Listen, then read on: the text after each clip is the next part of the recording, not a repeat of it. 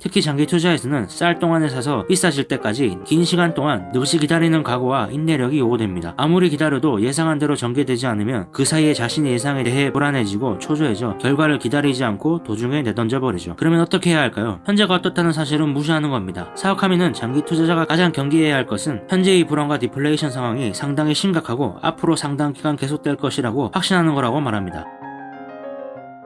안녕하세요. 오늘 읽어볼 책은 불황에도 승리하는 사와카미 투자법입니다. 흔히 주식은 장기 투자를 해야 한다고 합니다. 그런데 어떻게 장기 투자를 할 수 있을까요? 각각의 상황에서 실제로 어떠한 판단을 내려야 할까요? 사와카미 야스토는 여기에 대해 이야기합니다. 그는 일본의 대표적인 가치 투자자로 장기 투자를 지향하는 사와카미 펀드를 운영하고 있습니다. 그는 고객에게 자신의 펀드는 장기 항해를 하는 것과 같다면서 일희일비하는 단기 성과에 집착하는 고객이라며 자신의 펀드에 탑승하지 말라고 권했다고 하죠. 이 책은 그런 사와카미가 2004년에 출간한 책으로 당시 일본의 상황이 많이 적용되어 있어 그 점을 고려해서 읽어야 합니다. 하지만 장기 투자에 임하는 마음과 방법론은 시대와 상관없이 여전히 유용하다고 생각되었습니다. 1장 이제는 장기 투자다. 경제는 살아있습니다. 경제란 이것저것 생각해야 하는 것이 아닙니다. 경제 운운하면서 어려운 공부를 할 시간이 있다면 그 시간에 사람들의 생활을 관찰하는 편이 훨씬 현명하고 매일의 생활 속에서 인간의 심리가 어떠한 행동으로 이어지는지를 관찰하는 것이 낫다고 사와카미는 말합니다. 경제의 변동도 결국 사람들의 움직임에서 비롯된 것이라면서 말이죠. 그런데 사람들은 왜 움직이는 것일까요? 바로 욕망 때문입니다. 사람은 누구나 욕망을 가집니다. 조금 더 많이 벌고 싶다, 조금만 더 여유롭고 싶다고 말하죠. 조금만 더라는 욕망이 경제를 움직이는 원동력이 됩니다. 누구 한 사람 가난해지고 싶다고 생각하지는 않죠. 따라서 경제가 정지하는 일은 있을 수 없습니다. 주식시장은 경기에 민감하다. 예로부터 주식시장의 빠른 변화는 유명합니다. 일본의 주가는 2003년 5월 중순부터 조금씩 오르더니 최근 1년간 42%나 상승했습니다. 주식시장의 분위기는 순식간에 밝아졌고 얼마 전까지만 해도 겁을 먹고 비관론을 말하면서 매도 재료를 찾기에 골몰했던 사람들은 이제 계속해서 새로운 매수 재료를 끌어내고 있습니다. 그러나 지난 반년간은 비참한 모습이었죠. 그런 상황에서 얼마나 많은 투자자가 매수 주문을 넣을 수 있었을까요? 거의 없었을 겁니다. 그런 가운데서 사와카미 펀드는 홀로 기염을 토하고 있었습니다. 유일하다고는 할 수 없지만 그 시점에서 적극적으로 매수한 소수파의 대표격이었죠. 그렇다면 사와카미 펀드는 하락 시세에서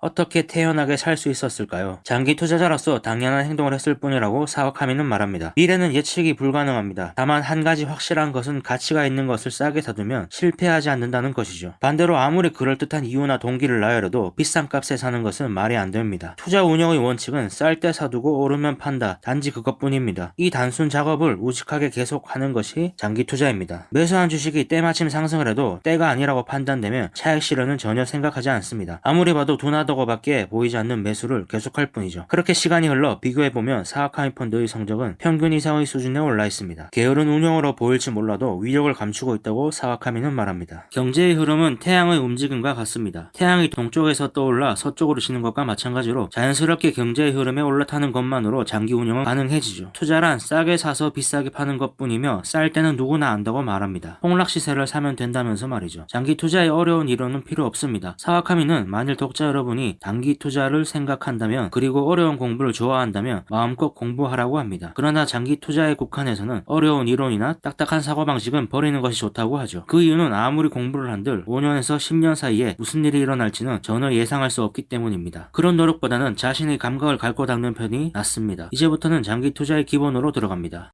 2장 장기 투자 누구나 할 수 있다. 이 책에서 소개하는 장기 투자는 농경형 투자라고 해야 할 겁니다. 소박한 수고의 축적이 몇 번이고 좋은 결과를 낼 수 있는 그리고 꽤 커다란 성과가 되어 돌아오는 투자 방법인 거죠. 농작물은 하루 이틀에 자라지 않습니다. 이른 봄에는 논을 파헤쳐 공기와 흙을 접촉시켜 줍니다. 그리고 논에 물을 대고 한편에서 못자리를 만들죠. 이 과정은 장기 투자의 기둥이라고 할 수 있는 종목 리서치 기간에 해당합니다. 4월에서 5월에 들어서면 드디어 모내기가 시작됩니다. 장기 투자에 있어서는 주식을 사 모으는 시기이죠. 6, 7, 8월은 벼의 성장을 느긋하게 기다리지만 그동안 벼의 성장을 지켜보면서 물이 부족하지 않도록 신경 쓰고 잡초를 뽑고 해충을 구제하는 데 노력을 기울입니다. 장기 투자도 마찬가지로 이 시기는 금리의 변동과 경기의 변동을 의식하면서 주식 투자의 비중을 높여가는 한편 잘못된 종목을 교체해야 합니다. 마침내 기다리던 수확의 계절 가을이 옵니다. 여배기가 끝나고 가을거제 축제를 하고 나면 벼농사는 끝나고 식탁에 쌀이 올라오죠. 장기 투자가에게는 한껏 성장한 종목을 팔고 이익을 손에 쥐는 시기인 겁니다. 농업 농업에서 농작물이 익을 때까지 일정한 시간이 걸린다는 사실을 의심하는 사람은 없죠. 장기 투자도 똑같은 느낌으로 해야 한다고 사와카미는 말합니다. 투자가 결실을 맺어 수익을 얻기까지는 시간이 걸립니다. 장기 투자의 핵심은 시간의 무게를 내 편으로 삼는 겁니다. 장기 투자자는 시시각각 변하는 힘의 관계만을 뒤쫓아 순간순간 승부를 하지만 장기 투자에서는 시장에서의 힘의 변화 따위는 제쳐두고 시간의 경과가 가져오는 힘을 내 편으로 만드는 것을 우선합니다. 시시각각 가격 변동은 아무래도 상관없습니다. 이것이 장기 투자의 기본적인 사고방식이죠. 중요한 것은 작물 재배와 마찬가지로 씨를 뿌리는 타이밍입니다. 느긋하게 기다리지만 씨를 뿌리는 타이밍은 중요합니다. 왜 그럴까요? 시간이 필요하기 때문입니다. 벼농사에서는 실수라도 장마철이나 한여름의 떼약볕에 모내기를 하지 않습니다. 추운 겨울에 벼가 자라리라고 생각하는 사람은 아무도 없기 때문이죠. 보통 주식 투자를 하다 보면 아무래도 주가 동향에만 주목하게 됩니다. 하지만 장기 투자는 다릅니다. 결코 주가라는 숫자를 뒤쫓지 않죠. 사와카미는 투자란 경제활동 가운데 있기 때문에 매일매일의 생활 기초로 투자를 생각하면 된다고 말합니다. 장래의 수요를 예측하는 것이 기업의 경영이며 투자입니다. 어떤 장사나 사업도 장래의 니즈를 보다 빨리 간파하고 그 니즈에 대응하는 준비가 필요하죠. 장기 투자도 마찬가지입니다. 장래의 수요에 대비하고 있는 기업의 주식을 미리 사두는 겁니다. 그 니즈가 현실화됨에 따라 그 회사의 이익은 커지고 주가도 상승하겠죠. 그런데 장래에 필요해질 것을 예측하는 것은 꽤 어렵습니다. 하지만 어렵고 많은 사람이 반신반의하기 때문에 경영자는 미리 사업을 준비할 수 있고 투자자는 주가가 쌀 때 주식을 구입할 수 있죠. 아직 정체가 불분명한 단계에서 장래의 사업계를 예측하고 행동하는 것이 기업 경영이며 장기 투자입니다. 미래를 예측하는 게임 감각이 장기 투자에 필요합니다. 말했다시피 장기 투자에 어려운 이론이나 투자 기법은 필요하지 않습니다. 매일의 상황에서 느끼는 아주 작은 변화를 간파하기만 하면 엄청난 성과를 올릴 수 있습니다. 예를 들어 사람들의 행동 같은 것이죠. 필요성을 느끼는 사람이 많아지면 가격은 상승합니다. 무엇이든 많이 남아도는 상태에서는 아무도 관심을 갖지 않죠. 그런데 부족해질 것 같은 분위기가 되면 모두 초조해집니다. 구하기 어려워지기 전에 미리 사두자라는 분위기가 퍼지기 시작하면서 서서히 가격 상승으로 이어지죠. 실제 가격 상승으로 표면화되면 이제 큰일이다가 됩니다. 그러다가 아무래도 부족해질 것 같다고 모두가 조급해하면 가격은 껑충 뛰어오릅니다. 모두가 허둥지둥 사려고 덤비죠. 여기에 장기 투자의 힌트가 있습니다. 남들이 깨닫지 못하는 장래 가치를 발견하여 미리 사두는 것이 장기 투자입니다. 원래 필요한 것 혹은 장래에 필요해질 만한 것을 미리 사두면 남보다 유리하다는 것은 누구나 알고 있죠. 사업이나 투자에서 성공하려면 앞으로 커질 니즈를 정확하게 예측하는 능력이 필수적입니다. 특히 장기 투자에서는 쌀 동안에 사서 비싸질 때까지 긴 시간 동안 넋이 기다리는 각오와 인내력이 요구됩니다. 아무리 기다려도 예상한 대로 전개되지 않으면 그 사이에 자신의 예상에 대해 불안해지고 초조해져 결과를 기다리지 않고 도중에 내던져버리죠. 그러면 어떻게 해야 할까요? 현재가 어떻다는 사실은 무시하는 겁니다. 사와카미는 장기 투자자가 가장 경계해야 할 것은 현재의 불황과 디플레이션 상황이 상당히 심각하고 앞으로 상당 기간 계속될 것이라고 확신하는 거라고 말합니다. 그렇게 생각하기 시작하면 다음은 이 불황이 대체 언제까지 이어질 것인지 예측하고 싶어지고 전문가나 매스컴의 논리에 휘말려 보수적인 태도로 주식에는 손을 대지 않아야겠다고 마음먹게 된다면서 말이죠. 2004년의 이전 1년 전이 그랬습니다. 전 일본이 비건론에 빠져 계속 빠질 것이라고 했죠. 그로부터 1년 상황은 상당히 변했습니다. 지수는 40% 이상 상승했고 주식시장의 시가총액은 200조 원이나 증가했죠. 사와카미는 2002년부터 2003년 4월까지 여유자금이 있는 한 최대로 사기 위해 자금을 모았다고 합니다. 불황이 어떻다고 운운할 여유도 없었죠. 그는 어떤 이유에서 샀던 걸까요? 경기가 언젠가 회복될 것이기 때문입니다. 한 가지 중요한 점은 불황이나 디플레이션이 5년이고 10년이고 계속될 리 없다는 겁니다. 이것이 가장 중요한 포인트입니다. 장기 투자자는 미래의 주가 상승을 기대하여 남들이 그 가능성을 미처 깨닫지 못해 값이 싼 시기에 주식을 삽니다. 결코 현재 이 회사의 실적이 최고이므로 지금 사야 한다는 것이 아닙니다. 언젠가 경기가 본격적인 회복을 하면 그에 따른 실적과 주가 상승이 이어질 겁니다. 경기가 회복하면 80%의 회사는 그냥 놔두어도 주가가 2배, 3배까지 됩니다. 나머지 20%의 기업은 망하든지 계속 침체되어 있을 겁니다. 망할 것 같지 않은 회사를 조사하여 현재의 대박앤세일 기간 중에 사두는 겁니다. 다소 시간이 걸릴지도 모르지만 느긋하게 기다리면 되죠. 사와카미는 이것을 바이앤홀드형 투자라고 말합니다. 시장이 거들떠 보지도 않을 정도로 쌀 때 사서 장기간 보유하기만 하면 된다고 하죠. 그것만으로 장기 투자가 됩니다. 이 예상이 빗나갈 확률은 얼마나 될까요? 사와카미는 0%라고 말합니다. 이유는 불황이나 디플레이션이 오래 지속되는 것을 좋아할 사람은 없기 때문입니다. 불황을 해결해 달라는 것이 모든 국민의 바람이고 경기 대책은 한번 시작하면 회복되기까지 계속 나오기 때문이라고 사와카미는 말합니다. 예상이 빗나갈 수 있는 것은 회복의 시기입니다. 회복이 예정보다 늦어지는 일은 얼마든지 있을 수 있죠. 그러므로 우리는 장기로 임하는 겁니다. 기본은 단순합니다. 쌀 때 사두고 오르면 판다. 모든 장사가 그렇지만 싸게 산 것을 비싸게 팔았을 때의 차액이 이익이죠. 비싸게 사면 그만큼 이익이 줄어듭니다. 그러면 싸게 살 수 있을 때란 언제일까요? 공급이 너무 많아 수요 측이 거들떠 보지도 않을 때나 모두가 팔고 싶어 할 때입니다. 둘 다 매수 에너지보다 매도 압력이 강한 상태이죠. 그러한 상태가 계속되는 동안은 어떤 것이든 싸게 사들 수가 있습니다. 이것이 장기 투자의 기본적인 사고방식입니다. 장래의 주가 주가가 높아질 것이라고 기대되는 주식이 싼 값에 방치되어 있다면 재빨리 사두는 거죠. 그러나 실제로 해보면 폭락 직후나 침체 시세가 이어지는 동안은 좀처럼 사지 못합니다. 왜냐하면 공포의 기운이 강해 저가가 어디쯤인지 예측이 되지 않기 때문이죠. 그에 비해 장기 투자자는 대략적으로 B구역에 해당될 것이라는 확신을 가지고 사버립니다. 그리고 훗날 많은 사람이 사주기를 느긋한 마음으로 기다리는 거죠. 장기 투자에 익숙해지면 리스크 같은 것은 별로 신경 쓰지 않게 됩니다. 어쨌든 남들이 다 팔 때 사기 때문에, 즉 쌀 때 사기에 상투를 잡을 위험이 낮기 때문이죠. 모두가 팔고 있을 때인 B에서 B 다시 사이에 사둡니다. 그리고 2년이든 3년이든 줄곧 기다리기만 하면 됩니다. 여기서 주의해야 할 것은 D에서 D 다시의 기간을 리스크로 생각하지 말아야 한다는 사실입니다. 장기 투자에서 실패하는 경우는 이 D에서 D 다시의 사이에서 버틸 수 없게 될 때 많이 발생합니다. 전체의 투자 환경이 나쁘거나 해서 불안 심리가 높아지면 이번 투자는 실패라고 생각하게 되고 결국 손실이 작을 때 포기하는 것이 나을지도 모르겠다며 스스로를 설득해 팔아버리는 거죠. 이 경우가 리스크입니다. 주가가 오르지 않는 것이 리스크가 아니라 오르기 전에 팔아버리는 것이 리스크라는 겁니다. 그러나 장기 투자자들은 그것을 견딜 수 있습니다. 왜 그럴까요? 성장을 확신하는 기업의 주식을 쌀 때 사두었기 때문입니다. 좋은 기업이고 불황을 버텨낼 기업이라는 믿음이 있기에 기다릴 수가 있다는 말입니다. 따라서 개별주에 선별 투자하는 것이 주식 투자의 철칙입니다. 시장 전체의 시세 동향에 신경 쓸 필요는 없습니다. 또 아무리 장래성이 뛰어나도 절대 추격 매수해서는 투자가 되지 않습니다. 당신은 미리 배를 띄워놓고 파도가 밀려오기를 기다리는 장기 투자자가 되겠습니까? 아니면 뒤늦게 배를 밀어올리는 파도의 일부가 되겠습니까? 리스크는 경기 변동의 일부일 뿐, 주식 투자를 말할 때 반드시 화제가 되는 것이 리스크에 관한 말들입니다. 그러나 우리 장기 투자자들은 쌀 때 사서 오를 때까지 기다릴 뿐입니다. 리스크 같은 것은 별로 의식하지 않습니다. 말했다시피 중도에 참지 못하고 팔아버리면 위험이 되는 겁니다. 사고 나서 경기 회복이 지지부진하거나 모종의 이유로 주가 전체가 주저앉아버리게 되면 큰일 났다, 더 손해보기 전에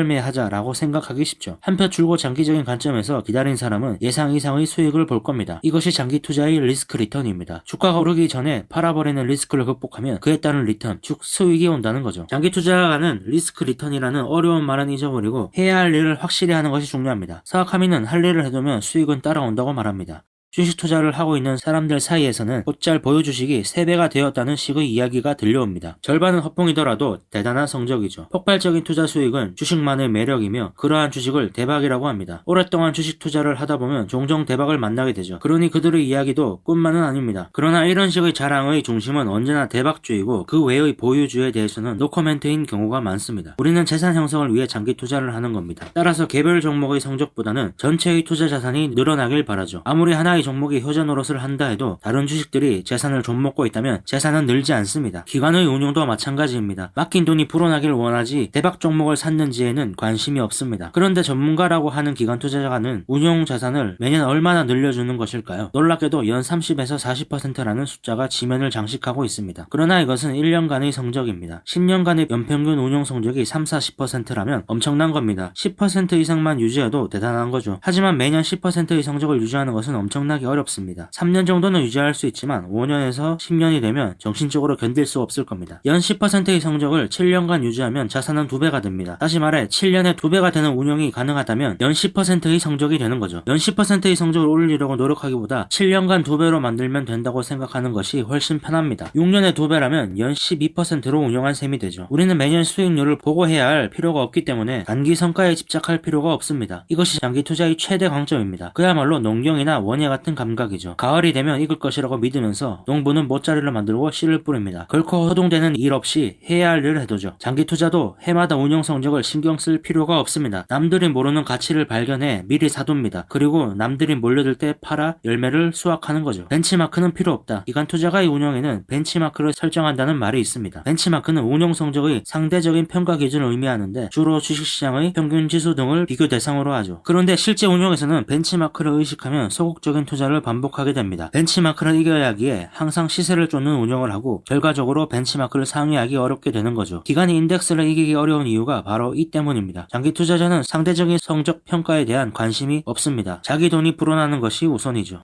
3장 경제에도 사계절이 있다. 앞서 말했듯이 경제의 성장은 인간의 욕망 때문입니다. 조금 더 수입을 늘리고 싶다, 생활을 더 풍요롭게 하고 싶다 등의 욕망은 인간이라면 누구나 가지죠. 이것이 경제를 우상향시키는 겁니다. 그러므로 경제는 장기적으로 보면 반드시 성장을 합니다. 끝나지 않는 불황은 없다. 어느 나라의 경제나 결국 우상향 성장을 합니다. 산업혁명 이후 세계 경제는 평균적으로 연 2.6%에서 2.7%의 실질 성장을 이루고 물가 상승의 폭은 평균 2에서 5% 정도입니다. 실질 성장률에 물가 상승분을 더한 것이 명목 성장률이죠. 재밌게도 시장 지수는 장기적으로 보면 항상 명목 성장률 위에서 움직입니다. 따라서 경제 성장을 믿을 수만 있다면 주가의 성장을 기대할 수 있다는 겁니다. 경제는 장기적으로 반드시 우상향 성장한다는 것을 믿을 필요가 있습니다. 사와카미는 불황이니까 투자를 못한다는 잠꼬대를 하는 사람은 주식 투자를 생각하지 않는 것이 좋다고 말합니다. 어째서 경제에는 호황과 불황이 있을까요? 이 호황과 불황의 사이클을 간파하는 데 장기 투자의 비결이 있습니다. 욕망이 팽창하여 호경기를 낳습니다. 호경기란 말하자면 돈의 순환이 잘 되는 때입니다. 수입이 늘게 되면 누구나 간단히 지갑을 열죠. 모두가 쉽게 돈을 쓰니 소비 전체의 규모가 확대됩니다. 소비가 확대되면 기업의 투자도 늘고 고용 조건도 좋아집니다. 이 호순환이 계속되면 경기 상승의 속도는 빨라지죠. 인간은 동물과 달리 욕망이 있어 이 정도 있으니 충분하다라는 것은 없습니다. 그러나 호경기도 얼마 동안 계속되면 그것을 당연한 것처럼 생각하게 되고 욕망은 자꾸 부풀어 오릅니다. 주위의 모든 사람이 서두르고 있죠. 버스를 못 탈지도 몰라 라는 분위기가 고조되면서 경기 상승의 속도는 더욱 높아집니다. 모두가 나서 투자와 소비를 확대하고 있고 뒤처질지도 몰라 라는 생각이 주식시장에도 퍼집니다. 그러던 어느 날 모든 것이 반전되죠. 지금까지의 호재는 어디로 갔는지 사람들은 빨리 팔겠다고 분주합니다. 이런 현상도 결국 욕망에서 비롯된 겁니다. 가지고 있으면 손해를 볼지 몰라 라는 초조함은 욕망의 또 다른 모습이죠. 위의 그림을 보면 불황을 극복하고 호황으로 넘어갈 때도 가속되면서 합리적인 수준을 지나쳐버립니다. 모두가 필사적으로 달아나기에 합리적인 수준은 아무도 의식하지 않은 채 불황에 돌입하는 거죠. 불황에 사고 호경기에 판다. P의 부분에서는 경기가 합리적인 경제 수준을 상회하고 있습니다. 즉 프리미엄 상태죠. 반면에 D는 합리적인 수준을 하회하고 있는 디스카운트 상태입니다. 투자는 D 시기의 매수를 고려하고 P 시기의 매도를 고려하는 것이 기본입니다. 불황이 계속되어 디스카운트 상태에 있는 동안 사두지 않으면 충분히 살 수 없습니다. 상승이 시작되고부터는 기세가 붙어 도저히 따라잡을 수 없죠. 마찬가지로 팔 때도 프리미엄 상태가 되면 빨리 팔아야 합니다. 이런 경기 사이클을 따라잡는 일이야말로 주식 투자의 철칙입니다. 일본에서는 불황이면 빛을 갖고 축소 경영을 해야 한다는 사고방식이 일반적입니다. 모두 합당한 말처럼 들리지만 경영자로서도 투자자로서도 실격이라고 사와카미는 말합니다. 불황에 몸을 웅크리고 있으면 모처럼의 이익 확대의 기회를 뻔히 보면서 놓치는 거라면서 말이죠. 불황기에는 주식만 싼 것이 아닙니다. 금융 완화나 정부의 저금리 정책은 낮은 이자를 만들죠. 이 시기야말로 기업은 전열을 가다듬고 다음 사업 기회를 준비할 절호의 기회입니다. 이렇게 저금리가 계속되면 결국 욕망이 점점 커지고 물가 상승으로 이어집니다. 인플레이션은 금리 상승을 부추기죠. 이렇게 저금리가 끝나고 고금리의 시기로 갑니다. 고금리 시기에는 고비용의 자금 조달 때문에 기업이 어렵습니다. 모든 기업이 사업 투자를 억제하고 구조조정이나 재무 상태의 개선을 서두르죠. 그 결과 기업 활동은 냉각됩니다. 당연히 경기는 나빠지고 실업도 늘어나며 이제 뉴스에선 경기 대책과 금융 완화를 호소하는 소리가 들려옵니다. 이렇게 금융 완화, 즉 저금리가 다시 시작되는 거죠. 불경기의 저금리일 때 주식을 사고 경기가 과열되고 고금리 돌입이 눈앞에 오면 주식을 판다. 이것이 주식 투자의 자금 운용의 철칙이라고 사와카미는 말합니다. 자산 배분은 장기 투자의 기본. 호경기에 주식이 비싸지면 싼 시기에 주식을 구입해둔 사람은 이익을 남길 수 있습니다. 그러나 채권밖에 없는 사람은 채권 가격의 폭락으로 큰 손해를 보죠. 반대로 경기 사이클을 내리막길에서는 주식은 위험에 걸맞은 수익을 주지 않습니다. 이 시기에는 위험이 한정되고 가격 상승이 기대되는 채권 투자가 좋죠. 사이클에 맞춰 주식, 현금, 채권 그리고 다시 주식 순으로 운영하는 것이 자산 배분의 전환입니다. 그 내용을 자세하게 들여다보죠. 고금리기, 채권을 살 유일한 시기. 금리가 높은 수준이므로 고이율의 채권이 낮은 가격으로 시장에 굴러다니고 있습니다. 그것을 자금이 되는 대로 매입해두라고 사와카미는 말합니다. 조심해야 할 것은 불황에 못 버티고 파산에 내몰리는 기업은 피해야 한다는 겁니다. 고금리로 경제 활동이 둔화된 이 시점에는 주식에 손을 대지 않는 편이 좋습니다. 엄청난 고성장이 예상되는 주식이라면 별개지만 이 시기에는 채권 쪽의 투자 묘미가 크죠. 채권을 대대적으로 살 유일한 시기는 2단계, 즉 고금리에서 금융 완화로 향하는 시기뿐입니다. 고금리기가 절정을 지나면 기업 분석에 전력을 다한다. 고금리기로 경제 활동이 둔화됨에 따라 경기 대책과 금융 완화가 강하게 요구될 겁니다. 우리는 얼마 동안은 채권 투자 비중을 최대한으로 유지하면서 다가올 주식 투자의 시기에 대비하여 기업 기업 리서치에 열중합니다. 각 기업들이 지금의 불황을 어떤 식으로 탈출하려고 노력하는지를 점검하는 거죠. 재미있게도 불황기에 보이는 기업의 모습은 다음 경기 회복의 국면에서 주가 상승폭을 암시해줍니다. 평범한 불황 대책과 인원 삭감으로 적당히 넘어가는 기업의 주가는 경기 회복 후에도 별 볼 일 없지만 적극적으로 과감한 확대 정책을 취하고 장기 전략을 세우는 기업은 회복 단계의 기세가 다릅니다. 그러므로 불황의 각 기업의 대응을 잘 관찰해 두는 것이 좋습니다. 저금리 돌입, 채권을 팔고 주식을 살 때 금융 완화 정책으로 예금 금리가 낮아집니다. 금리가 낮아 재미없다는 사람들의 말이 들리기 시작하면 슬슬 채권을 팔아야 할 때입니다. 채권 매도 타이밍을 놓치는 것은 치명적입니다. 주식의 경우에는 금리 사이클을 무시하고 주가 상승을 계속하는 괴물 같은 고성장주가 간혹 있지만 채권은 금리 사이클에 결정적이죠. 불황, 저금리기, 주식을 잔뜩 사둔다. 불경기로 저금리일 때는 주가가 쌉니다. 저금리기는 개인과 가게에서 기업으로 소득이 이전되는 때입니다. 이것은 다른 말로 하면 예금자는 참아줄 테니 기업은 분발해서 확대 경영을 해달라라고 나라 전체가 말하는 셈이죠. 결국 개인과 가게가 소득을 기업에 건네고 이 돈으로 성장을 하라고 하는 시기가 저금리기입니다. 그런 시기라면 소득이 줄었다고 슬퍼할 것이 아니라 기업의 주식을 사두면 됩니다. 저금리기엔 주식을 사는 것이 합리적인 행동이라는 말이죠. 실제로 경기가 회복되면 80% 이상의 주식은 두세 배가 됩니다. 하지만 나머지 20%의 기업은 도태되거나 장기 침체의 늪에 빠지죠. 그렇기에 최종 국면에서 살아남을 기업을 사야 합니다. 경기가 과열될 때까지 오롯이 주식으로 간다. 저금리기에 사둔 주식은 조금 값이 올랐다고 바로 팔지 않습니다. 오히려 여유 자금으로 새로운 종목까지 최대한으로 사두라고 사업하미는 말합니다. 한동안은 자산 배분 전환은 고려하지 않아도 된다면서 말이죠. 또 주식 투자에서 가장 재미있는 단계이므로 즐기라고 하는데 특히 기관 투자자가 주식시장에 몰려드는 때가 볼만합니다. 국채에 몰려있던 대량의 자금이 주식으로 이동하면 엄청난 주식 매수 에너지가 됩니다. 경기 회복이 본격화되는 단계에서는 항상 발생하는 대세 상승이 시작되는 거죠. 금리 상승은 주가의 마이너스라고 하는데 그것은 경기가 과열되어 금리가 상당히 높아진 상태에서는 그렇습니다. 그때까지는 과감히 주식을 사두면 되죠. 경기 과열기, 주식을 팔 때 경기가 상당히 과열되고 인플레이션에 대한 우려의 목소리가 들려오면 주식 투자의 비중을 줄이기 시작해야 합니다. 아직 한참 살만하다고 강하게 나오는 호재는 줄을 섰지만 높은 가격에 대한 경계감만은 떨칠 수 없습니다. 정부 관료들이 인플레이션을 우려하는 발언을 하거나 기업 수익 전망을 하향 수정하는 등 악재가 나오면 주가는 과잉 반응하며 급락하죠. 그러나 상승의 열기가 남아있어 금방 다시 회복되곤 합니다. 전고점을 넘어 상승하는 일도 종종 있죠. 여기서 장기 투자자는 이것저것 생각하지 말고 주식을 바로 팔아야 합니다. 이제부터는 이익을 그다진 기대할 수 없습니다. 섣부른 욕심으로 상승 시세의 끝장을 보게 되면 울게 됩니다. 단 예외는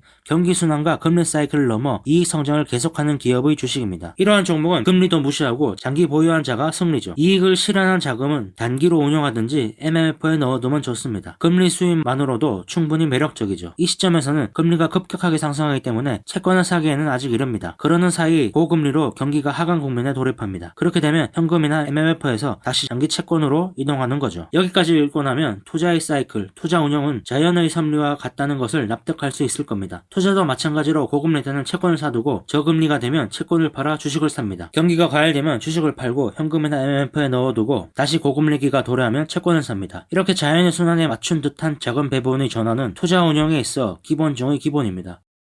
4장 장기 투자자가 되기 위한 조건. 주식 투자는 이익 성장력. 주식 투자를 할 때는 성장성이 높은 회사를 사라고 합니다. 그런데 그런 회사의 주식은 이미 높은 가격을 형성하고 있죠. 거기서 더 올라갈 수도 있지만 그렇지 못할 수도 있습니다. 기업의 이익 성장에도 사이클이 있습니다. 고성장 기업이라도 일직선으로 우상향 성장을 할 수는 없죠. 수도 없이 성장의 벽을 만나고 그것을 극복하면서 다음 성장 단계로 나아가는 겁니다. 성장의 관건은 새로운 기술과 아이디어를 상품화하여 그것이 소비자에게 수용되는가의 여부입니다. 편리하다, 재밌다라는 반응을 얻어 폭발적인 수요를 일으킬 수 있다면 그 회사는 단숨에 성장할 수 있습니다. 그것이 전부입니다. 장기 투자자는 이거다 싶은 회사가 성장의 씨앗을 어떻게 준비하고 그 준비 상황이 지금 어느 단계 근처에 있는지를 검토하면 됩니다. 그것이 이익의 성장 사이클입니다. 위의 사이클에서 보면 정점인 D에 가까워질수록 투자자들은 더욱 의욕적이 되죠. 반대로 시점 부근에서는 아직 실적 향상의 조짐도 없고 투자자의 대부분은 그 주식을 무시하기 쉽습니다. C점에서 D점을 향해 가는 흐름을 보고 많은 투자자는 실적 향상이다, 이 주식을 매수해야 한다고 나섭니다. 그러나 이는 큰 잘못입니다. 단타 매매라면 몰라도 장기 투자자가 이런 실수를 해서는 안 됩니다. C에서 D의 실적 향상은 어디까지나 결과이죠. 기업으로서 어려운 선행 투자의 결과로 이익 회수기라는 결실을 맞은 것 뿐입니다. 장기 투자자는 A에서 B 시기에는 기업을 주시하다가 조사 분석하여 기업의 선행 투자가 끝나는 B에서 C점에서 매수를 해야 합니다. 그리고 C에서 D의 이익 회수기에는 오히려 팔아야 합니다. 실적 향상은 선행 투자의 결과입니다. 이익 회수기라는 단물만 먹으려고 하기 때문에 많은 투자자들이 상투를 잡는 거라고 사악하미는 말합니다. 기업이 선행 투자하고 있는 동안 실적도 재무 상태도 악화됩니다. 기업은 바닥을 치고 재무 내용도 심각해지는 것은 당연합니다. 하지만 이익 회수기가 오면 상황은 급변하죠. 구입해놓은 상품이 팔려 대금을 회수하는 단계입니다. 이익의 축적이 진행되고 재무 내용도 급격히 개선되어 자본이익률도 급속히 상승합니다. 그리고 절정에 달할 무렵 다시 다음 선행 투자기로 들어가게 되고 이 사이클은 반복하게 되는 겁니다. 표면 수치가 나쁠 때는 모두가 주식을 팔기 때문에 주가는 쌉니다. 반대의 경우도 마찬가지죠. 실적이 3년석 최고를 경신하였다는 식의 보도가 뉴스를 도배하면 냉정하게 임할 필요가 있습니다. 다음의 선행 투자기가 가까워졌다면 서둘러 이익 실현을 위한 매도에 나서야 한다는 거죠. 지금 그 기업이 이익 성장의 사이클의 어느 부분에 있는지를 점검해야 합니다. 시세의 움직임보다 빠른 행동이 가능한가? 실적을 확인한 뒤에는 이미 늦습니다. 주가는 항상 실적에 앞서죠. 선행 투자기의 끝에선 주식은 줄곧 팔리고 있었기 때문에 상승 재료에 민감해져 아주 작은 매수로도 충분히 뛰어옵니다. 이렇게 되면 속도는 더욱 빨라지고 그 기업에 대한 관심이 일시에 퍼져 매수세 일색이 되죠. 하강 국면은 정확히 반대로 전개됩니다. 길게 상승 시세가 계속되면 매수세는 지친 기색을 보이기 시작합니다. 아주 작은 일로도 참지 못하고 매도가 이어지고 이번 분기에도 최고야라는 실적 예상으로 들떠있으면서도 반대로는 주식을 팔아버리는 거죠. 장기 투자자는 경제의 커다란 흐름을 예측하고 미리 행동에 나서야 합니다. 단지 그뿐인데도 결과적으로는 주가의 바닥 부근에서 사서 천장 가까이에 팔게 되는 일이 많죠. 불황에도 웃으며 매수할 수 있는가? 사람들은 조금 전의 일을 금방 잊어버리곤 합니다. 1980년대 전 세계는 미국 경제에 대해 뭐라 했던가요? 그리고 일본 경제를 얼마나 칭찬했던가요? 미국 경제는 재정과 무역, 쌍둥이 적자를 안고 절망적인 상태에 내몰렸고 제조업은 괴멸했으며 고실업률과 마약범죄, 교육 문제를 이유로 미국이 이류 국가가 되려 한다고 말했습니다. 한편 1980년대 일본의 제조업은 세계를 석권했으며 도쿄 주식시장의 시총이 뉴욕 시장의 30% 이상 능가해 일본은 떠오르는 태양과 같았죠. 그로부터 10년 미국은 부활했고 일본은 추락했습니다. 그런데 1992년까지의 10년간 주가는 4.4배가 되었습니다. 경기는 최악이어서 경제 전체의 전망이 어두운데 어째서 주가는 상승했던 것일까요? 주가는 사지 않으면 오르지 않습니다. 그토록 미국 경제가 비참했던 가운데서도 미국의 장기 투자가들은 조용히 주식을 사고 있었던 겁니다. 그랬기 때문에 미국의 투자자는 불황 이후에 이어진 15배의 주가 상승을 맛볼 수 있었죠. 만일 일본의 투자자처럼 경기 바닥을 확인하지 않으면 주식을 살 수 없다고 하고 있었다면 미국의 주가는 1992년이 되어서야 상승했을 겁니다. 미국의 개인과 투신 그리고 연금 등은 미국 주식을 계속 산 겁니다. 투자 수익은 싸게 사서 비싸게 파는 것이 전부입니다. 그렇기 때문에 전망이 나쁘고 주가가 저가에 방치되어 있었던 1980년대에 과감히 매수한 거죠. 그들은 경기나 실적이 나쁠 때를 매수 기회로 생각합니다. 단지 그것뿐입니다. 사와카미는 당신도 이렇게 할 수 있을 것인가? 라고 질문합니다. 어느 시대나 경제의 새로운 국면을 개척하는 것은 항상 사업가가 장기 투자가였습니다. 과감한 사업가와 장기 투자자가 미국 경제를 부흥시켰죠. 의욕 넘치는 사업가는 역경을 마다하지 않고 기회를 발견해 사업을 확장합니다. 한편 사업가의 꿈에 호응하여 사업에 필요한 자금을 제공하는 사람이 장기 투자가이죠. 사업가의 뜨거운 마인드에 공명하고 어려울 때도 함께해주는 투자자에게는 이익이 굴러듭니다. 이것이 장기 투자의 진수이죠. 1979년 말 80년대 초에 걸쳐 2차 석유 파동이 발생했습니다. 물가는 치솟아 전년 대비 10% 이상 상승했고 도매 물가도 급등했죠. 그런 폭풍우 속에서도 미국 각지에서는 정보 관련 산업을 중심으로 새로운 산업이 싹트고 벤처기업이 줄지어 일어났습니다. 마이크로소프트의 빌 게이츠는 이 시기에 시작해 겨우 20년도 안 되는 시간에 8조 엔이라는 자산을 축적했죠. 보통의 경제 상황에서도 벤처기업에 대한 투자는 상당한 위험을 각오하지 않으면 안 됩니다. 그런데 80년대에는 금리가 매우 높아 투자자는 예금으로도 충분한 이자를 기대할 수 있었던 시기였죠. 일본이었다면 불안한 벤처기업보다 예금을 선택했을 겁니다. 그런데도 미국에는 용감한 선택을 하는 투자자들이 있었죠. 벤처기업에 투자하는 소위 엔젤이라고 불리는 개인 자산가뿐만 아니라 투신이나 연기금 등의 기관이 주식을 묵묵히 사들였습니다. 장기 투자자의 입장에서 보면 현재의 경기 침체와 경제 부진은 신경 쓸 것이 없었습니다. 오직 좋은 투자 대상인가 여부가 중요했죠. 주식 투자는 기업의 이익 성장에 참여하는 겁니다. 실적이 향상되면 주가도 오르죠. 그러나 인간의 욕망이 관여하는 돈의 세계에서는 실적이 부진한데 시세가 오르기도 하고 실적이 약하지도 않은데 폭락하는 일이 발생합니다. 특별한 이유는 없습니다. 매도가 많으면 주가는 떨어지는 것뿐입니다. 그렇기 때문에 많은 투자자들이 장기간의 하락과 침체에서 매수하지 못하고 강한 주가 상승을 보고 매수를 하고 싶어하죠. 그런데 바닥을 잡을 수 있을까요? 주식을 바닥에서 사는 일이나 천장에서 파는 일이나 굳이 얘기하자면 학자나 평론가의 세계입니다. 실제로 투자를 해보면 바닥 매수나 천장 매도는 계획대로 되지 않습니다. 결과적으로 천장에서 팔았을 수는 있지만 운이 좋았을 뿐이죠. 사와카미는 자신들도 오랫동안 자금 운용을 했지만 결과적으로는 자금의 60-70%는 바닥 직전에 샀고 나머지 20-30%는 반등하여 상승 전환한 후에 샀다고 말합니다. 평균하면 바닥보다 5-10% 높은 가격이죠. 팔 때도 마찬가지였습니다. 평균 매도가는 천장 가격에서 10% 아래인 경우가 보통이죠. 서투른 프로다며 질척할지도 모르겠지만 이 정도가 최대한이고 더 이상 바라는 것은 욕심이라고 사와카미는 말합니다. 투자자는 누구나 싸게 사고 싶어 합니다. 모든 사람이 최대한 싸게 사려고 바닥을 노린다면 어떻게 될까요? 그런 상태에서는 저가가 오지 않습니다. 계속해서 조금씩 내려가는 상태가 이어질 뿐이죠. 중요한 것은 싸게 사고 싶어 한다는 겁니다. 팔고 싶은 게 아니라 사고 싶다는 거죠. 그러니 어떤 하락도 바닥은 존재합니다. 그리고 모종의 계기로 갑자기 상승으로 돌아서는 거죠. 그렇게 되면 더 낮은 가격에 사고 싶어 기다리는 투자자들은 반등에 뒤처지지 않기 위해 너도 나도 달려듭니다. 반대로 매수가 많아지는 거죠. 대부분의 투자자는 주가가 상당히 상승하고 나서 허둥지둥 매수하는 것이 보통입니다. 결국 비싼 값에 사는 거죠. 정확히 바닥에서 매수하는 것은 어쩌다가 운이 좋은 경우일 뿐입니다. 그러므로 사와카미는 바닥이 언제인가에 신경을 허비하기보다는 저가권에 있다고 판단되면 즉시 사는 것이 현명하다고 합니다. 230엔이 바닥이라고 하면 237엔이나 235엔 정도에서 사는 것이 고작이죠. 물론 가격을 지정하지 않고 시장가로 주문해도 좋습니다. 그렇게 대충 매수해도 될까 싶지만 결코 대충 매수하는 것이 아닙니다. 230엔이나 237엔이나 바닥권이기는 마찬가지이며 고작 3% 정도 높을 뿐이기 때문이죠. 바닥권에서 산 주식은 5에서 80% 상승해도 이상할 것이 없습니다. 시장가를 너무 낮게 고집하다가 결국 사지 못하면 시세가 반등한 뒤에 추격 매수하게 되고 결국 비싸게 사게 되는 거죠. 만약 기필코 바닥에서 사고자 한다면 3, 4회 나누어서 사면 됩니다. 자금을 몇 동분 해서 가격이 내려갈수록 매수량을 늘리면서 매수합니다. 가격이 낮으므로 같은 자금으로 더 많이 살 수 있게 되죠. 폭락 시세에서 살 수 있는가? 항상 일찌감치 사두고 오르기를 기다렸다가 일찌감치 파는 것이 장기 투자의 철칙입니다. 서구의 장기 투자자들은 대부분 이런 기다리는 스타일을 관철하고 있습니다. 그러나 일본은 다릅니다. 우선 상승 시세를 확인하고 나서 거기에 뛰어들죠. 남들보다 한두 발짝 앞서 나가는 것이 투자입니다. 자신은 일찌감치 사두었는데 나중에 참가하는 사람이 주가를 올리면 수익이 발생하죠. 일찌감치 사두고 남들이 주가를 올려주기를 기다리는 유리한 입장을 확보할 것인가, 아니면 뒤늦게 서서 주가를 밀어 올릴 뿐이 손해보는 입장이 될 것인가는 각각의 투자 스타일과 타이밍에 달려 있습니다. 어느 쪽을 선택할 것인지는 자유죠. 거듭 말하지만 주가란 사면 오릅니다. 어떤 악조건 하에서도 매수의 기운이 강하면 주가는 상승합니다. 그러나 세계금융에 뭔가 돌발 사고라도 발생하면 주식시장 전체가 폭락합니다. 매도 분위기가 너무 세서 엄청난 폭락이 이어집니다. 장기 투자자들은 이때 매수합니다. 장기 투자 관점에서 종목 선별 리서치만 철저히 해준다면 아무것도 주저할 것이 없죠. 모처럼의 매수 타이밍이 제공되었는데 망설일 필요가 없는 거죠. 이런 매수 타이밍이 1년에 몇 번은 발생합니다. 급락 시세에서 태연하게 매수 주문을 넣을 수 있는가 없는가에 따라 투자 수익은 하늘과 땅 차이가 됩니다. 특히 인기주는 이런 폭락이 아니면 살 기회가 별로 없습니다. 항상 비싸게 거래되기 때문이죠. 하지만 실제로 폭락 때엔 매수할 마음이 들지 않습니다. 그러나 장기 투자자라면 거기에서 살 수 있어야 합니다. 기관 투자가의 자금 규모는 크고 그들은 운용 경쟁에서 질 수 없죠. 폭락 후 V자 반등을 보이는 경우가 이 때문입니다. 기관들은 주식이 없는데 주식이 급등하면 실적에서 뒤처지게 될까 일시의 매수로 돌아섭니다. 때문에 바닥을 확인하고 사려 한다면 틀림없이 타이밍을 놓칩니다. 그렇다면 폭락 때 사두는 편이 확실하다고 사와카미는 말합니다. 5년 정도 보유하고 싶은 기업의 주식이라면 폭락 때 웃는 얼굴 사두면 되죠. 자신이 좋아하는 주식을 폭락 때 묵묵히 삽니다. 주가가 상당히 상승하면 차익을 챙기고 다음 폭락을 기다립니다. 사와카미는 이런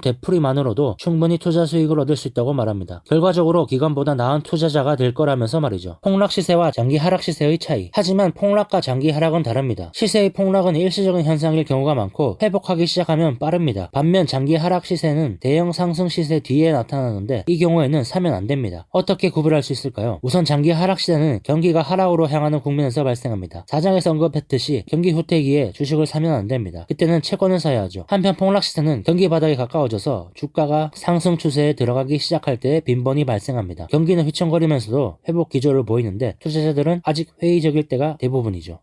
장기 투자자에게 정보란 무엇인가? 뉴스는 투자 가치가 없습니다. 때때로 뉴스나 신문 보도로 주가가 큰 폭으로 상승하는 일이 있죠. 이 경우에 정보의 가치는 얼마나 있을까요? 신선도는 없습니다. 그러나 투자자 입장에서 보면 이 정보는 이미 낡은 겁니다. 뒤따라 매수에 나서도 이미 늦었다는 거죠. 투자자가 고가 매수나 저가 매도를 되풀이를 해서는 수익을 얻을 수 없습니다. 싸게 사서 비싸게 파는 것이 기본이죠. 싸게 산다고 할 때 싼 이유는 모두가 팔기 때문입니다. 보유하는 것이 위험하다고 생각하는 투자자들이 더 많기 때문이죠. 다시 말해 가치를 인정하는 사람이 적기 때문입니다. 그런 상황에서 본래 가치는 더 높을 것이라고 판단할 수 있는 정보가 들어온다면 이것은 좋은 정보입니다. 다들 팔고 싶어 하는 동안 싸게 살 수 있는 셈이므로 투자자에게 가치 있는 정보죠. 주식시장에서 고급 정보란 이런 정보입니다. 장기 투자자는 이런 가능성도 있지 않을까라는 가정을 끊임없이 해야 합니다. 그리고 이러한 생각에 반드시 필요한 자료를 찾아내는 것이 투자자의 정보활동입니다. 투자 가치가 있는 정보란 자신이 나서서 구하는 것이지 누군가로부터 주어지는 것이 아닙니다. 많은 가능성을 가정하여 그들을 조합해서 자신의 생각을 확고하게 확실하게 해가는 작업 전체가 정보활동입니다. 하지만 거기에는 정확한 것은 없습니다. 모든 것은 가능성일 뿐이죠. 장기 투자자의 강력한 도구, 플로차트. 미래를 예측하는 추론 작업을 반복하여 정리한 것이 플로차트입니다. 하나의 경제 성장에서 온갖 가능성을 찾아보는 작업입니다. 장기 투자자는 발생할 수 있는 장래의 변화를 다양한 각도에서 살펴보는 작업을 반드시 해야 합니다. 확정적인 것은 없습니다. 모두 다 가능성이죠. 이 작업을 계속하기에 무언가 큰 변화가 발생하더라도 이미 생각해본 가능성이므로 투자 시나리오를 그쪽으로 되돌릴 수가 있습니다. 그런 변화를 어느 정도 예측하고 포트폴리오를 구성하는 것이 장기 투자입니다. 미지의 세계에 도전한다. 많은 사람들이 아직 모르고 있는 정보는 시장 가격에 포함되어 있지 않아 가치가 높습니다. 그런 내용은 투자자에게 미지의 세계라고 할 수 있죠. 반대로 모두가 아는 재료는 이미 기지의 세계입니다. 우리는 미지의 세계에 대한 감각을 길러야 합니다. 장래에 무슨 일이 일어날까를 추측하는 능력을 키우는 겁니다. 그런데 많은 경우 이미 가격에 반영되어 버린 누더기 재료에 집착하는 경우가 더 많습니다. 장기 투자자가 뒤쫓는 것은 언제나 미지의 세계입니다. 경제학의 권위자인 케인즈는 투자에서 성공하는 비결은 많은 사람이 미인이라고 판단하고 투표할 것 같은 사람에게 투표하는 것이다. 결코 자기가 미인이라고 생각하는 사람에게 투표해서는 안 된다. 라고 말했습니다. 유명한 케인즈의 미인 투표 이론인데 이것은 다수파에 합류하면 확실히 이길 수 있다는 사고방식이므로 완벽히 파워게임의 논리입니다. 그렇다고 케인즈가 단기 투자를 염두에 두고 그렇게 말했는지는 분명하지 않습니다. 반면 장기 투자자는 장래의 힘의 관계를 예측하고 그 방향으로 일찌감치 행동하는 상상력의 게임입니다. 덧붙이자면 미인 대회라면 남들은 아직 모르지만 장차 미인 대회에서 우승할 수 있는 사람을 미리 찾아 캐스팅하는 것이 이 책에서 말하는 투자라고 할 수 있겠습니다. 경제활동은 처음부터 끝까지 수요와 공급의 역학관계입니다. 수요와 공급의 역학관계의 변화를 미래에까지 예측하여 일찌감치 행동에 옮기는 것이 장기 투자죠. 결코 미래의 소망이나 꿈을 무작정 쫓아가는 것이 아닙니다. 현재까지 쌓여있는 객관적인 사실을 미래라는 스크린에 비춰보는 작업을 하는 겁니다. 이것이 장기 투자자의 예측이며 상상력 게임입니다. 현재의 객관적인 사실들을 분석해서 미래를 추론한다. 역시 막스가 말한 내용과 비슷합니다. 현재를 알면 미래를 어느 정도 추측할 수 있다고 했죠. 종목을 보는 2, 3, 5 법칙. 주식 투자에서는 실적 수치와 주가의 움직임 등 이런저런 직접적인 투자 정보에만 귀를 기울이기 쉽습니다. 그러나 특정 기업이나 종목의 리서치는 조사 작업의 일부분에 불과합니다. 경제나 경기의 커다란 변동, 업계의 변화를 읽는 일이 훨씬 중요하죠. 장기 투자에서는 이런 다양한 외적 변동 요인을 고려해 종목을 선정합니다. 기업 자체의 리서치에 사용하는 것은 조사에 필요한 노력의 약 20% 정도입니다. 30%는 기업이 처한 사업 환경, 나머지 50%는 경제의 커다란 조류 속에서 사업을 어떻게 전개할 것인가를 추론하는 데 할애해야 합니다. 기업 리서치의 20%는 관심 회사의 철저한 분석. 우리 장기 투자자들은 흥미롭다고 생각하는 회사가 있으면 그 회사의 과거 10년, 가능하면 15년간의 재무제표를 놓고 점검해야 합니다. 여기서 중요한 것은 재무제표는 반드시 옆으로 나열하여 주요 항목의 변화를 시각적으로 훑어가는 겁니다. 어떤 항목이 늘어나거나 줄어드는지를 확인해야 하죠. 대차대조표는 1, 2년은 포장이 가능하지만 10년 이상은 눈속임이 불가능하기 때문입니다. 10년 이상의 대차대조표 흐름을 보면 경영의 의도와 역량이 분명하게 나타납니다. 10년 이상의 대차대조표 를 검증하는 것은 매우 수고스러운 일이지만 감탄이 나오는 기업을 발견할 수 있기에 반드시 해야 합니다. 반대로 영 아니다 싶은 경우도 많죠. 다음으로 이 회사가 장래의 성장을 향하여 무엇을 하고 있고 무엇을 하려 하는지 점검합니다. 중요한 것은 어떤 포석을 깔고 있는가, 그것이 재무제표에 어떤 영향을 주고 있는가, 선행투자의 부담은 언제쯤 끝나는가 등 다양한 각도에서 점검해야 합니다. 마지막으로 향후 3, 4년 후의 예상 재무제표를 작성해봅니다. 그리고 그를 기초로 예상 ROE를 계산해보는 겁니다. 예컨대 선행투자를 해온 기업이 있다고 해보죠. 선행투자의 지출로 ROE는 현재 3%이지만 앞으로 투자는 끝나고 이익을 회수하는 시기가 온다면 예상 ROE는 올라갈 겁니다. 그럴 땐 매수 타이밍이라고 할 수 있겠습니다. 장기 투자자가 기업을 방문하는 것은 이렇게 예상 재무제표의 작성이 끝난 다음입니다. 논리가 맞지 않는 부분을 경영진에게 확인하러 가는 거죠. 회사가 비즈니스 모델이 어쩌니 저쩌니 하며 듣기 좋은 말로 눈속임을 하는지 앞뒤가 맞지 않는 부분을 질문해봅니다. 이런 자세의 기업 방문이 중요합니다. 이번 분기의 실적은 얼마나 되나요? 같은 질문을 하러 가는 것이 아닙니다. 그러나 일반 투자자가 이렇게까지 기업을 철저히 분석할 필요는 없습니다. 그보다는 자신에게 친근한 기업이나 좋아하는 회사에서부터 고르는 편이 빠릅니다. 그때는 축구팀의 서포터가 된다는 생각으로 5년에서 7년씩 응원하고 싶은 기업을 고르는 것이 중요하다고 사와카미는 말합니다. 그 회사를 좋아할 수 있는가 없는가가 중요하다면서 말이죠. 리서치의 30%는 회사가 처한 사업 환경의 점검. 모든 회사는 경쟁 속에서 강해집니다. 장기 투자를 할 때 중간에 경쟁에 낙오되는 회사가 있어서는 안 되겠죠. 그렇기 위해선 투자 대상의 경쟁사도 조사해야 합니다. 당연히 과거 10년 이상의 재무제표도 입장에서도 검토해야 하죠. 그런 과정에서 오히려 경쟁사가 더 좋아 보여 투자 대상을 바꾼 일도 있습니다. 여하튼 경쟁사를 점검해보고 점 찍은 회사가 성장할 수 있는지가 관건이죠. 자유경쟁 시장에서는 어떤 기업도 절대적으로 강한 상태를 영구히 유지할 수는 없습니다. 유일하게 절대적인 승자는 소비자입니다. 어느 시대에나 돈을 지불하는 사람이 가장 강하죠. 소비자는 변덕이 심합니다. 소비자 니즈의 변화는 자유주의 경제에서는 늘 일어났고 기업의 흥망성쇠는 거기에 달려 있습니다. 따라서 항상 자사의 경쟁 상대뿐만 아니라 새로운 상품이나 새로운 서비스의 출현에 관심을 기울여야 합니다. 기업은 호황기에는 사업이 편하고 실적도 올리기 쉽죠. 그러나 불황기가 오면 어지간한 인기 상품을 제외하고는 이익을 내기 어렵습니다. 이런 외부 환경의 변화에 대해 점 찍은 기업이 어디까지 버틸 수 있는지가 문제죠. 그리고 외부 환경의 변화는 기업의 사정과는 상관없이 찾아옵니다. 우리는 그런 변화를 전제로 장기 투자를 해야 합니다. 리서치의 50%는 어떻게 장기 항해를 할 것인가의 추론. 여기까지 우리는 기업 리서치에 소비하는 100의 에너지 중 절반인 50을 사용했습니다. 이제부터는 추론의 작업이 시작됩니다. 전혀 새로운 기분으로 점 찍은 회사가 향후 어떻게 살아남을 것인지를 생각해 봅니다. 그 회사가 장기 항해를 하고 있다고 생각하는 것도 좋습니다. 커다란 배는 비교적 안정된 항해가 가능하지만 속도가 느릴 수 있고 빠른 방향 전환이 불가능하죠. 반면 작은 배는 속도를 내기 쉽고 방향 전환도 자유자재이지만 큰 바람과 파도를 만나면 단번에 침몰하기 쉽습니다. 분명한 것은 어느 배라도 장기 항해를 계속한다는 것이고 항해는 순풍에 돛을 단 듯 순조로울 때도 있지만 어마어마한 폭풍우가 불어칠 때도 있습니다. 장기 투자자에게 있어 기업 리서치의 마무리는 어떤 배가 5년 후, 7년 후의 목적지에 보다 빨리 도착할지를 상상해 보는 겁니다. 그 회사의 장래를 추론할 때 경영자가 된 기분으로 생각해 보면 여러 가지 생각이 날 겁니다. 경영자가 된 심정으로 4년 후, 5년 후에 어떤 회사로 만들어질 것인가를 생각해 보고 이런 배라면 타보고 싶다는 생각이 들면 주식을 사는 겁니다. 그것이 장기 항해이며 장기 투자라고 말합니다.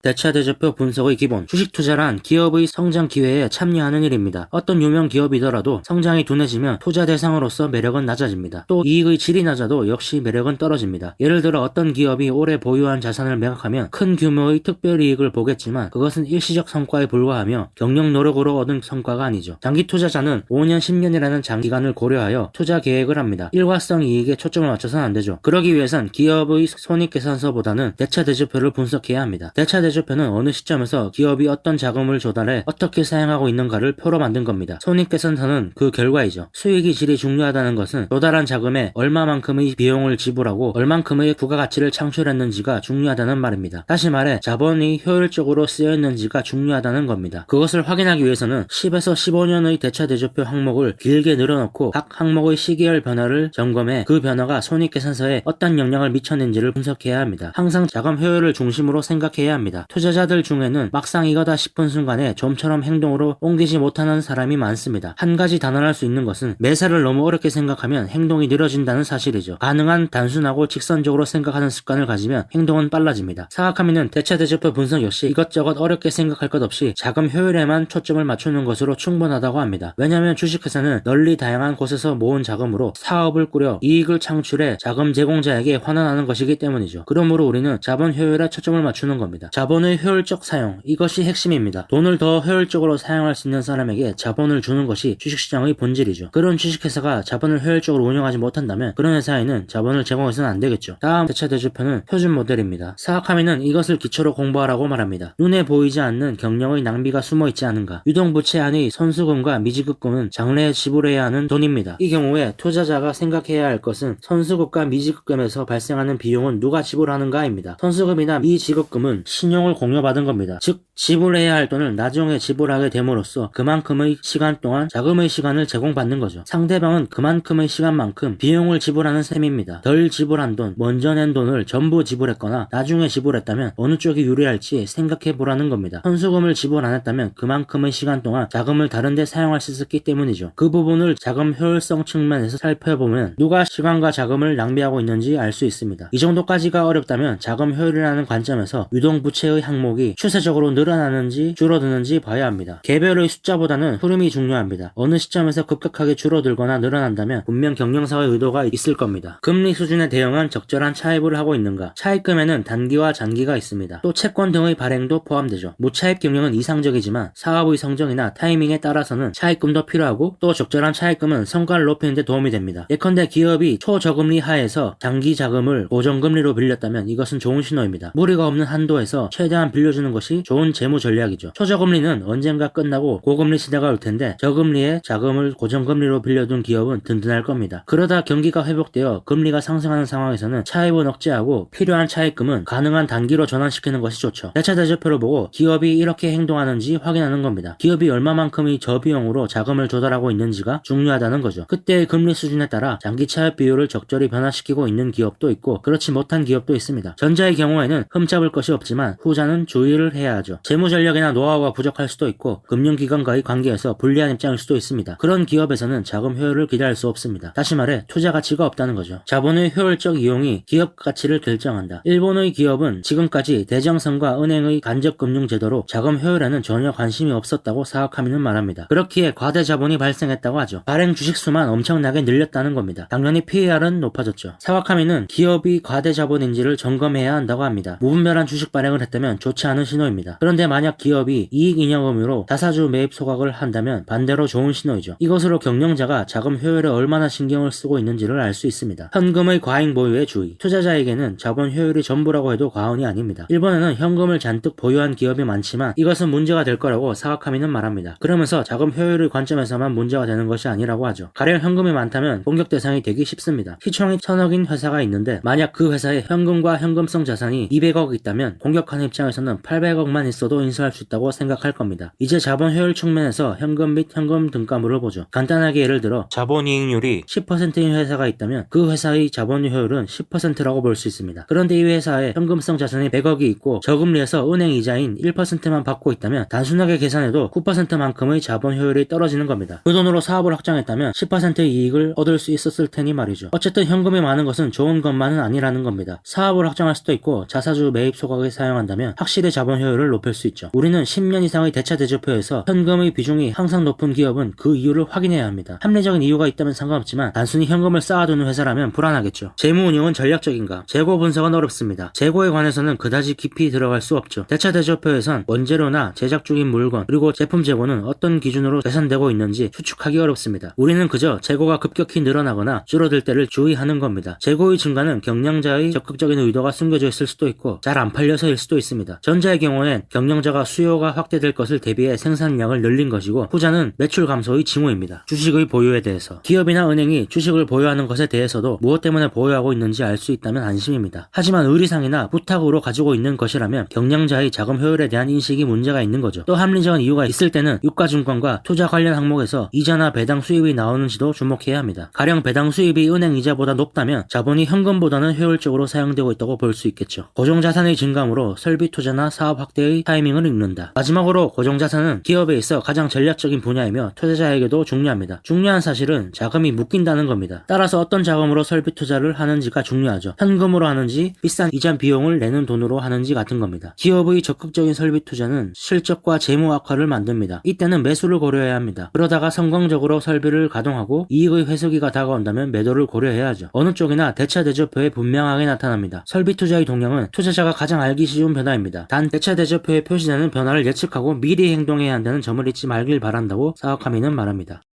7장 장기 투자 종목 발굴은 최고의 두뇌 게임. 첨단 기술주로는 성공하기 어렵다. 장기 투자에서는 첨단 기술주를 버리는 경우가 많습니다. 이유는 간단한데 기술 혁신 속도는 투자자가 아무리 공부해도 따라갈 수 없기 때문이죠. 첨단 기술 기업이 대체 얼마만큼의 이익을 손에 쥘 것인지 예측하는 것은 어렵다는 거죠. 그 이유는 경영자의 자질에 크게 좌우되는 데다가 고성장 산업이라고 여겨진다면 경쟁이 치열해질 수도 있죠. 또 아무리 우수한 기술이라도 사업성이 부족해 시장에서 팔리지 않을 수도 있습니다. 주식 투자의 운용으로 4조 원이 넘는 자산을 구축한 버핏은 전형적인 장기 투자자이며 그는 자신이 계산할 수 없는 첨단 기술주를 매수하지 않습니다. 사와카미는 첨단 기술주를 꼭 사고 싶다면 차라리 감각을 믿고 사는 편이 낫다고 말합니다. 무리하게 만들어낸 PSR 같은 지표를 적용하기보단 재밌을 것 같다는 느낌으로 행동하는 편이 나을 거라면서 말이죠. 첨단 기술주에서 어려운 것은 매수보다 매도 타이밍입니다. 절대로 잊어서는 안 되는 것이 주가의 상승 기운이 강한 동안에 매도를 해야 한다는 겁니다. 사와카미는 첫 번째 매도 주문부터 순차적으로 위쪽으로 매도 주문을 6개월 내에 상승하는 동안 70%의 주식을 팔고 하락할 때 30%를 파는 방식을 추천합니다. 무엇보다 중요한 것은 자신이 설정한 손절매 수준에 도달하면 무조건 매도를 해야 한다는 겁니다. 장기 투자의 숨은 주역, 중호장대형 시황 관련주. 장기 투자의 기본은 처음부터 끝까지 개별주입니다. 하지만 철강, 화학, 해운 등의 시황 관련주를 장기적 관점에서 매수하는 타이밍도 확실히 알길 바란다고 사와카미는 말합니다. 경기나 시황의 사이클은 7년에서 8년 또는 10년 정도의 시간을 두고 되풀이합니다. 하강 사이클의 최종 국면에서부터 매수에 들어가 상승 사이클의 80% 부근에서 매도하면 5, 6년 정도를 보유하는 셈이 되는데 이는 훌륭한 장기 투자이며 투자 수익도 듬뿍 얻어집니다. 해외에서는 시황 관련주를 경기순환주라고 하는데 사와카미는 10년 정도의 투자 리듬을 제대로 타고 간다면 경기순환주에서 충분한 투자 수익을 얻을 수 있다고 합니다. 단 경기나 시세의 환경에 우왕좌왕하지 않는 냉정한 판단과 단호한 행동이 요구되죠. 예전부터 시황 산업을 3일천하, 좋은 시절은 한순간이고 고통의 연속이라고 표현했습니다. 이 말에 경기순환주의 투자 포인트가 담겨 있습니다. 장래의 시황 회복을 예상하고 저가에 방치되어 있는 동안 조용히 사들이는 겁니다. 그리고 묵묵히 기다리다가 3일천하가 도래하면 팔아버리죠. 이것이 경기순환주 투자의 모든 것입니다. 불경기의 여파가 경영을 크게 압박하는 것은 제조업,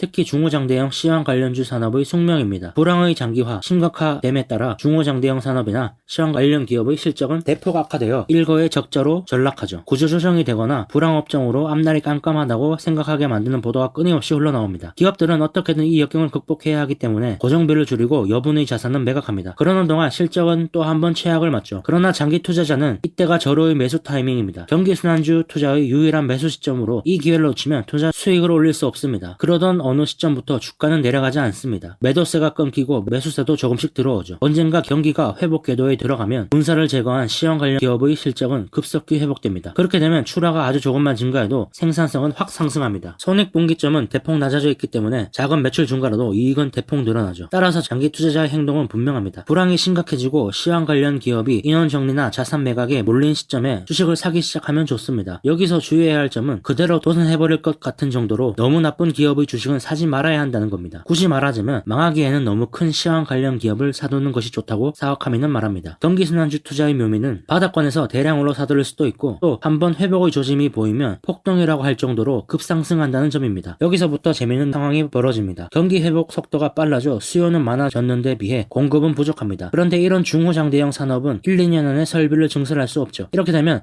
완전히 파는 쪽이 갑이 됩니다. 당연히 제품의 가격은 수직 상승하고 이익은 거기에 곱절로 증가하죠. 여기까지 오면 드디어 애널리스트들이 나옵니다. 매출과 이익이 급격히 증가하고 있으며 재무 상태도 좋아진다며 사자를 외치죠. 이렇게 되면 주가 상승폭은 매우 빨라집니다. PER이나 ROE를 보면 아직 싸다고 판단됩니다. 그러나 장기 투자자들은 여기서 차익 실현을 준비해야 합니다. 시황이 회복되고 1, 2년이 승부처이죠. 주가는 항상 투자 지표를 앞서간다고 머리에 새겨두지 않으면 경기순환주 투자는 할 수 없습니다. 경제는 모든 산업이 필요합니다. 사와카미는 오히려 중호장대형 산업은 중요한 쪽이라고 말합니다. 어떤 첨단 기술도 허허벌판에서 개발할 수는 없다면서 말이죠. 인간은 기술이나 서비스만으로 살아갈 수 없습니다. 따라서 아무리 고도화되어도 재화 공급의 중요성이 폄하될 일은 없습니다. 성숙 경제에 대응하는 일본 기업을 사자. 불경기에도 이익을 내는 기업. 2003년경 실적이 급격히 회복되는 일본 기업이 늘어나고 있었습니다. 아무것도 못하는 정부에 기대고 있을 수는 없다는 각 기업들의 노력이 이어졌고 그것이 실적 향상과 경기 회복으로 이어진 것이죠. 거품 붕괴로 디플레이션이 심화되는 속에서도 경영 능력이 탁월한 기업은 훨씬 앞을 내다본 조치를 취하고 있었습니다. 일본은 호황기가 길었고 그 기간 동안은 수요가 증가하기에 확장만 하면 됐었죠. 하지만 성숙 경제에서는 기업은 비용을 철저히 낮추고 불경기에도 이익을 낼 수 있는 체질로 만들어야 합니다. 어떠한 상황에서도 경영이 이루어지도록 하는 거죠. 일부 기업은 그것을 차근차근 해왔습니다. 기업이 이익을 높이는 방법은 매출을 증가시키거나 비용을 낮추는 겁니다. 재미있는 것은 매출을 올리는 것은 어렵지만 비용은 마음만 먹으면 낮출 수 있다는 거죠. 신규 채용을 줄이거나 당장 필요 없다고 생각되는 것을 잘라내면 됩니다. 이렇게 고정비가 줄면 손익분기점이 낮아지고 손익분기점이 낮아진다는 것은 불황에도 버틸 수 있다는 겁니다. 그러나 불황기의 소비자들은 사도 그만 안 사도 그만인 것은 사지 않습니다. 그런 까다로운 수요에 대응하여 매출을 증가시키려면 경영자의 감각과 판단력이 중요합니다. 불황에 맞는 체질 개선과 불황기에도 수요가 꾸준한 제품을 생산하는 기업만 살아남을 겁니다. 그 흐름 속에서 적응하지 못한 기업은 사라지고 결국 정말 강한 기업만 살아남을 수 있겠죠. 우리는 그런 기업을 찾아야 합니다. 더 정확히 말하면 불황기의 상황이 안 좋아 주가가 낮을 때 체질 개선의 노력을 하는 기업을 찾아 매수해야 합니다. 사와카미는 장래의 이익 성장을 위해 해야 할 일을 제대로 하고 있는 회사라면 모종의 이유로 주가가 크게 내려 내려갔을 때 주저없이 사두어야 한다고 말합니다. 여기에서 매수에 대응했는지가 장기 투자의 성과를 결정한다면서 말이죠. 좋은 회사라면 사두고 장기간 보유만 했다면 훌륭한 투자 수익을 얻을 수 있었습니다. 사와카미는 이것은 결과론이 아니라고 말합니다. 방법론이라고 말하죠. 중요한 것은 어떻게 장기 투자자의 사고방식을 배울 것인가 하는 겁니다. 사와카미는 이렇게 책을 마칩니다. 마무리를 하기 전에 먼저 짚고 넘어가야 할 것은 사와카미가 말하는 장기 투자의 기본 마인드입니다. 그것은 경제는 우상향한다는 믿음입니다. 인간은 욕망에 있기에 경제는 결국 우상향한다. 이것이 장기 투자자의 기본 전제의 마인드입니다. 이런 생각에 동의하지 못한다면 장기 투자를 해서는 안 되겠죠. 그렇다고 주식을 평생 보유하라는 것은 아닙니다. 농사에서 수확의 계절이 있듯이 투자에서도 수확해야 할 때가 있습니다. 농사는 때가 중요합니다. 모내기를 할 때, 수확을 할 때 같이 그 시기에 맞는 행동을 하고 초조해하지 않고 기다리라는 겁니다. 그러면 반드시 수확을 할 수 있다고 생각하는 것이 농부의 마음이라면서 말이죠. 투자도 마찬가지입니다. 바로 매수할 때, 매도할 때죠. 매수할 때는 불황이나 모종의 이유로 사람들이 팔려고만 할 때입니다. 물론 여기서 중요한 점은 좋은 기업이어야 한다는 전제가 있어야 됩니다. 매도해야 할 때는 모든 사람이 모여들어 사려고만 할 때입니다. 좋은 기업을 철저히 리서치하고 불황에 매수한다면 해야 할 일을 잘한 것이죠. 그리고 묵묵히 기다리면 분명히 모두가 사려고 하는 매도할 때가 온다는 거죠. 이것이 핵심 내용입니다. 여기서 디테일한 방법을 설명한 것이 이 책의 내용이죠. 이 책은 2004년에 출간한 책으로 당시의 일본의 상황에 맞춰 쓰인 부분이 많지만 핵심 내용은 여전히 많은 도움이 되는 듯합니다. 길지 않은 책이니 한 번쯤 읽어보셔도 좋을 것 같습니다.